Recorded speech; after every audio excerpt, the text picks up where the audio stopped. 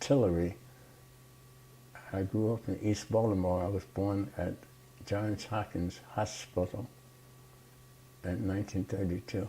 And I grew up in a mixed neighborhood where the Italians and the Greeks and the Germans and Jewish people had stores, and the kids lived over top the buildings, and we played together.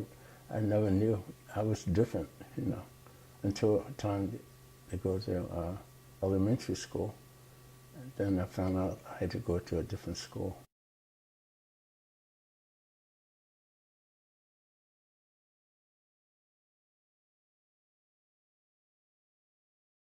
With a uniform on, my mother called down there when I graduated from basic training.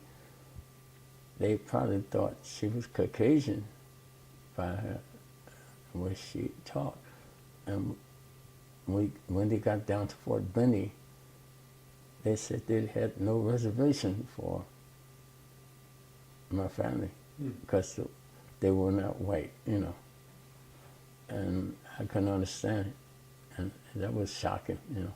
When I was in the bus station in my uniform, talking to my wife, Caucasian gentleman down in DeRidder, we had transferred to Fort Polk, Louisiana, and we were living off post, my wife and I, and we were down at the bus station waiting.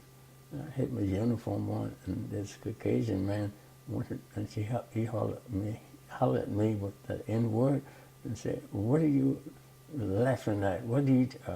What's so funny?" And he cussed me out, called me our names. Of course, you know, it was a white and color waiting room. You know, I learned how to act because my parents always told me for my own protection what I had to do. I went through a whole lot, so I just felt a need to be a part of it. And when Dr. King spoke, he came to, we were attending a Cornerstone Baptist Church, and this Reverend Logan Cares, he was pastor. I was on the choir at the time. It was in Bolton Hill on Wilson and Bolton Street. Dr. King came there and spoke. And I just felt, my wife was worried about me, and my father thought I should just keep quiet because it's going to always be the way it is. And I didn't have much support.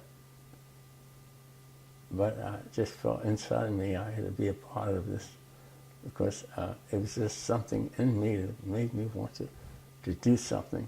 You know, but from still, I was fighting the company, and I had heard Dr. King speak, and he just aroused such an energy inside of me and gave me strength. It's like my spiritual leader.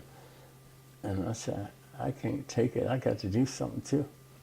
And I began to organize a Bethlehem Still. And I told the people down there thought we were crazy, thought I was communist, thought I was a plant, like someone was had indoctrinated me and had placed me there, that I didn't have sense enough to think that this was not right.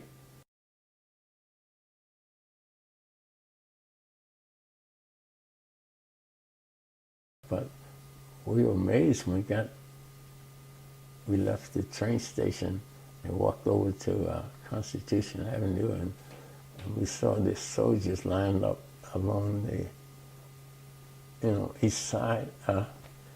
It was powerful.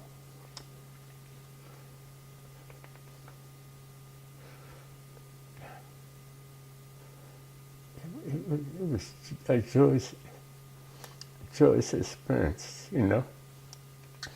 And as we got closer to the Lincoln Memorial, I saw kids up in the trees looking, and they had speakers and everything, and people were all around the reflection pool and things like that. And it was like going to, like being, like doing the Bible, you had the Sermon on the Mount, and Jesus speaking the Beatitudes, and everybody's walking with such love and joy.